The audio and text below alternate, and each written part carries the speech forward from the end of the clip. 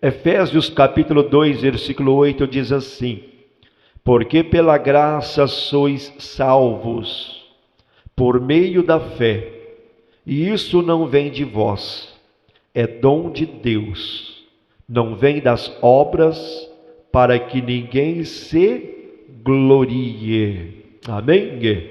Vamos ler mais uma vez, Efésios 2, versículo 8. Porque pela graça sois salvos, porque por meio da fé, e isso não vem de vós, é dom de Deus, não vem das obras, para que ninguém se glorie. Amém? Levante as mãos para o céu, diga: meu Deus, meu Pai, fala comigo nesta manhã, através da tua palavra. Amém? Podeis se assentar, desocupa as vossas mãos, louva o Senhor com as palmas bem alegre. Glória a Deus. Deus é bom, Deus é maravilhoso. Amém? Meus irmãos e irmãs, eu quero nesta manhã trazer uma mensagem de Deus aos nossos corações, que traz o tema a cruz e a graça. Amém? Ou seja, o Calvário e o plano eterno de Deus. Porque, como diz o texto, pela graça sois salvos. E isso não é, aleluia, dom do homem, mas sim isso é pela graça de Deus, ou seja, não é mérito humano. Imagine o cenário. Jerusalém, podemos dizer que estava ou fervilhava com peregrinos que subiam para a Páscoa. E o ar estava impregnado do cheiro de incenso, pães ázimos e também sacrifícios. Mas em uma colina fora dos muros de Jerusalém, o som era outro. O som era o som de gritos de dor, murmúrios de incredulidade e o ranger das madeiras que sustentavam 3 cruzes. Aleluia. E no centro estava Jesus, o Filho de Deus, o Santo. Estava pendurado, mas não como um criminoso. Aleluia. A cruz era a expressão máxima da justiça de Deus, julgando o pecado do mundo e ao mesmo tempo a manifestação suprema da graça de Deus. O amor imerecido derramado em sangue, o sangue inocente do nosso Senhor Jesus Cristo de Nazaré. E Paulo, escrevendo aos Efésios, ele nos apresenta a síntese deste momento, que é a salvação pela graça, por meio da fé e não por obras humanas. Quem está entendendo diz glória a Deus. Porque a cruz, ela revela o custo da graça. Lembre-se de Maria, por exemplo. Maria, mãe de Jesus, acompanhando cada passo do filho. E quando ele caiu pela primeira vez, Maria, ela sentiu o seu coração partir, como está descrito lá em Lucas capítulo 2, versículo 35. E enquanto ele era chicoteado, Jesus, ele era zombado, e seu sangue agora escorria pela face. Aleluia. E ela não podia tirar o sofrimento, mas suportava com fé a dor do sacrifício do nosso Mestre Jesus Cristo de Nazaré. Imagine Pedro, que negou Jesus 3 vezes. Ele não estava ao pé da cruz naquele momento, mas depois, quando soube o custo da graça, Pedro, ele chorou amargamente. Aleluia. E a palavra graça, em Efésios, é fundamental para nós entender e fundamental para nós compreender o Evangelho. É mais do que favor, é uma ação benevolente, um presente totalmente merecido, porque nós não merecemos nada. Aleluia. Mas no contexto do primeiro século, a graça indicava uma bênção que não era resultado do esforço do receptor, ou seja, daquele que iria receber, mas sim um dom soberano de Deus. Um dom de Deus. E Pedro, ele explica que essa graça, ela foi comprada não com prata.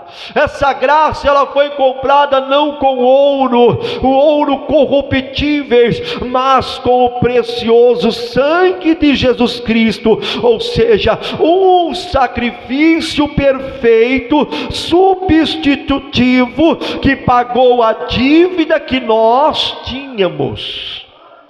E que dívida é esta, pastor? O pecado, a desobediência a Deus, aleluia, louvado seja o nome do Senhor. E a graça de Deus, ela é um conceito ativo, e não é passivo, porque Deus não espera que nós mereçamos, porque como eu disse, nós não merecemos nada, mas Ele nos alcança onde nós estamos, porque Deus, Ele é misericordioso. E Deus está dizendo para mim e para você nesta manhã: o preço foi pago, e a oferta da salvação é feita a todos sem exceção, ou seja, a graça é para todos, porque a cruz, ela revela o amor, mas também a justiça perfeita de Deus, porque Deus, Ele é justo. Aleluia, glória a Deus. E eu pergunto para você nesta manhã: você sabe qual é o preço da sua salvação? Você sabe qual é o preço da sua salvação? O preço da sua salvação não é dinheiro. O preço da sua salvação não é esforço. O preço da sua salvação não é religiosidade. O preço da sua salvação é o sangue do Filho de Deus. É o sangue do Filho de Deus. Aleluia, glória a Deus.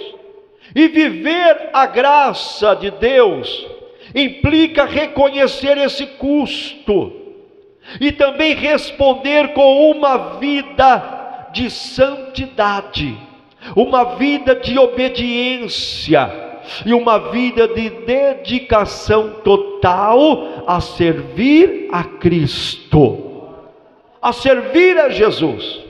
Porque a graça que você recebeu não é um convite à mediocridade, não, mas a graça que você recebeu é um chamado à excelência espiritual. Aleluia. A cruz é a resposta definitiva de Deus ao pecado. Aleluia. No Éden, se nós voltar lá no livro de Gênesis, nós vemos que no Éden, após a queda, Deus, ele já anunciava um Salvador que pisaria a cabeça da serpente. Ou seja, após a queda lá no Éden, Deus, ele já anunciava um Salvador que pisaria na cabeça da serpente, como está lá em Gênesis capítulo 3, versículo 15. E quem é este Salvador que esmaga a cabeça da serpente? É Jesus Cristo de Nazaré. Aleluia, glória a Deus. E no sistema sacrificial do templo, nós vemos que naquela época cordeiros eram mortos diariamente. Diariamente cordeiros eram mortos para quê? Para cobrir pecados, mas nunca os removeram. Aleluia. Ou seja, diariamente cordeiros eram mortos, sacrificados para somente cobrir os erros, cobrir os pecados, mas nunca os removeram. E João Batista, reconhecendo Jesus, ele exclamou dizendo: eis o Cordeiro de Deus que tira o pecado do mundo. João capítulo 1, versículo de número 29. E o verbo aqui usado aqui, ele implica o que? Ele implica numa remoção completa, definitiva, não somente para encobrir, não somente temporário. Ou seja, ele está dizendo: eis o Cordeiro de Deus que tira o pecado do mundo. Orianda la master e me clama la paias. Aleluia. Porque o pecado é um poder que aprisiona e mata espiritualmente. Aleluia. Ele nos mata espiritualmente. O pecado, ele aprisiona a vida do ser humano, como está lá em Romanos capítulo 6, versículo 23, que diz que o salário do pecado é a morte. É o salário do pecado. Ou seja, o salário do pecado é a morte, mas o dom gratuito de Deus é a vida eterna em Cristo Jesus. Oh, aleluia. Ei, na cruz a penalidade do pecado foi satisfeita. Aleluia. Paulo, ele explica em Colossenses capítulo 2, versículo 14, que Cristo Jesus, ele cancelou a escrita da dívida que nos era contrária, desfazendo agora os poderes que nos escravizavam, que era o pecado, e hoje nós estamos livres pelo sangue de Cristo. Aleluias, louvado seja o nome do Senhor. E a cruz é o único meio que concilia a justiça de Deus e também o amor de Deus, ou seja, o amor divino. Porque Deus, ele não ignora o pecado, logicamente que não. Porque Deus, ele odeia, Deus, ele abomina o pecado, ou seja, Deus, ele não ignora o pecado, mas trata o pecado na pessoa de Jesus Cristo de Nazaré, satisfazendo a justiça, sem renunciar à sua misericórdia. Por isso que tem um versículo que diz: aquele que confessa o seu pecado e deixa, esse alcança a misericórdia do Senhor. Aleluia. Ei, você não precisa carregar o peso da culpa. Nós não precisamos carregar o peso da culpa e também nem viver sob condenação. Mas como assim, pastor? Porque a cruz removeu o seu pecado e também o pecado do mundo. Aleluia. A cruz não apenas cobre o pecado, mas ela o remove, ela o destrói. Quem crê glorifica e exalte o nome do Senhor.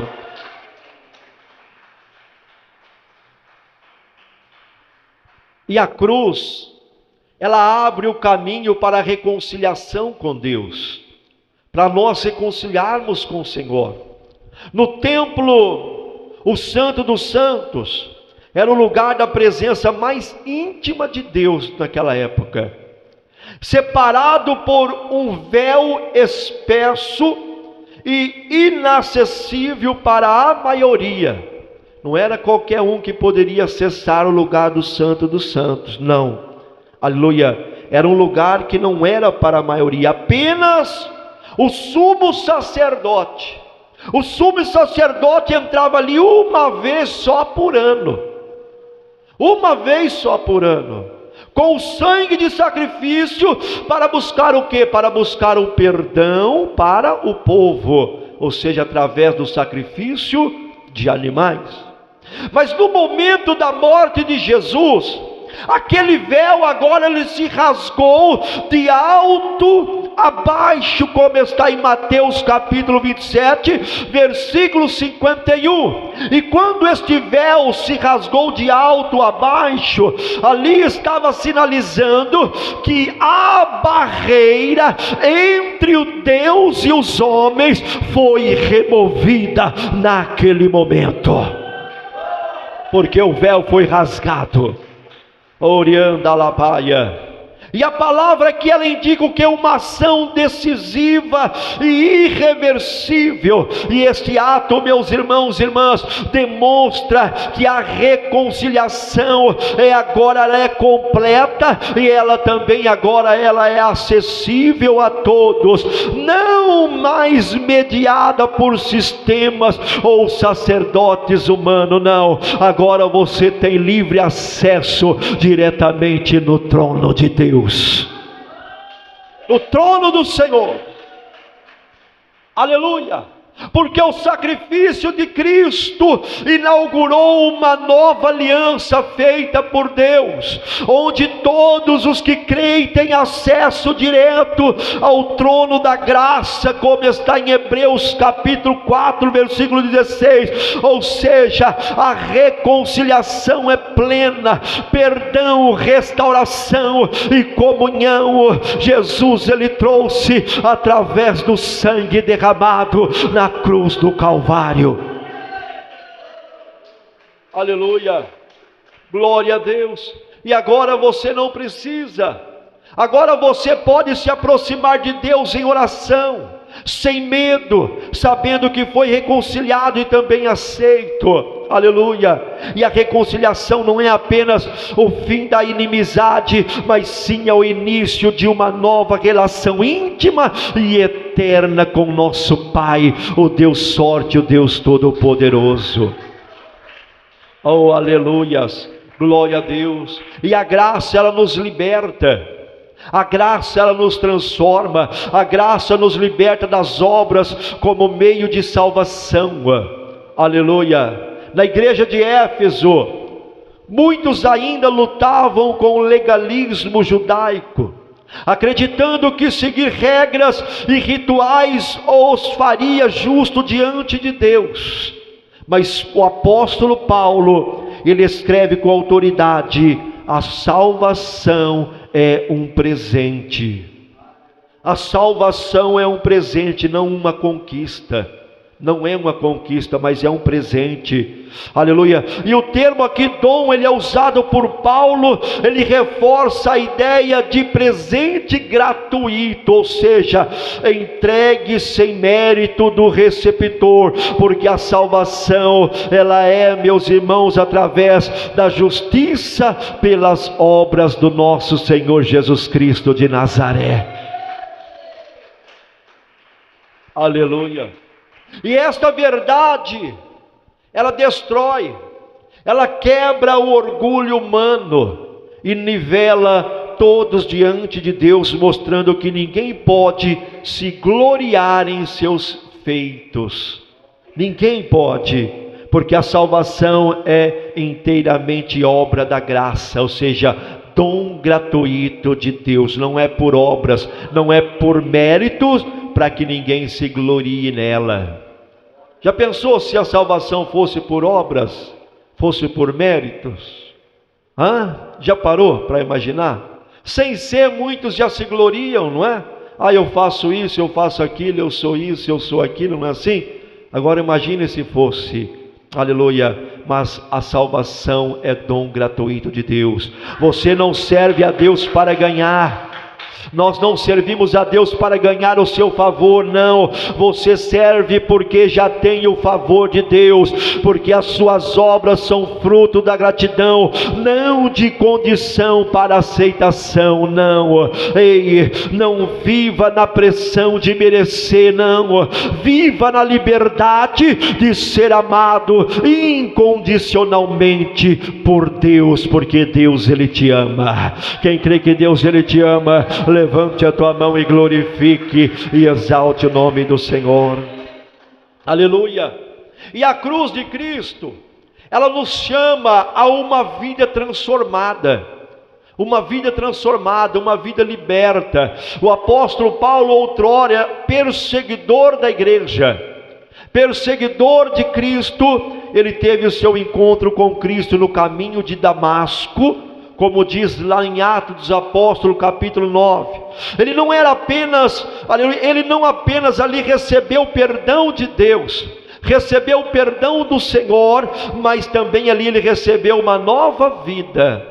Ou seja, Paulo, ele era perseguidor da igreja, perseguia a igreja sem dó, sem piedade, podemos dizer. Mas após ele ter esse encontro no caminho de Damasco, ele não apenas recebeu o perdão de Deus, mas uma nova vida. Aleluia! Se você parar, meus irmãos, olha como é tremenda a palavra de Deus, que quando o Estevão ele foi apedrejado, por exemplo, Paulo estava lá, porque Paulo ele era um perseguidor ferrenho da igreja de Cristo. Mas quando Paulo ele teve esse encontro no caminho de Damasco com Cristo, ele teve a sua vida transformada. Lá em Gálatas 2:20 diz: já não sou eu que vivo, mas Cristo vive em mim. Ou seja, Paulo falando, o perseguidor da igreja, o perseguidor de Cristo, agora ele confessa: já não sou eu que vivo, mas agora Cristo vive em mim. Oh, aleluia, glória a Deus. E o verbo aqui, meus irmãos, crucificado juntamente, implica o que? Sobre uma união profunda com Cristo, na morte e também na ressurreição de Jesus, resultando em transformação real e numa transformação contínua sobre as nossas vidas. Aleluia! Porque a graça não é a licença para continuar no pecado. É isso que nós temos que entender. É isso que nós temos que compreender, uma grande diferença. Por quê? Porque muitos usam a graça para continuar no erro, e não é assim que funciona. Muitos usam a graça para justificar o seu erro, mas a graça não é licença para você continuar no erro. Não é licença para você continuar no pecado, não é licença para você continuar na mentira, não. A graça é uma capacitação para viver uma nova vida em santidade, obediência e amor a Jesus Cristo de Nazaré. Aleluia, glória a Deus. A graça não dá licença para você continuar no erro, não dá licença para você continuar pecando contra Deus, não. A graça, ela nos capacita para viver uma nova vida em santidade, obediência ao Senhor. Se Cristo vive em você, a sua vida deve refletir essa realidade, amém? Porque quando Cristo vive em nós, nós temos a nossa vida transformada totalmente por Ele. Ou seja, se Cristo vive em você, a sua vida deve refletir essa realidade. E qual é a realidade que Cristo tem que refletir em nós? Nas nossas palavras, no seu modo de falar, nas suas atitudes, nas suas escolhas diárias. Então Cristo tem que refletir em todas as áreas da nossa vida.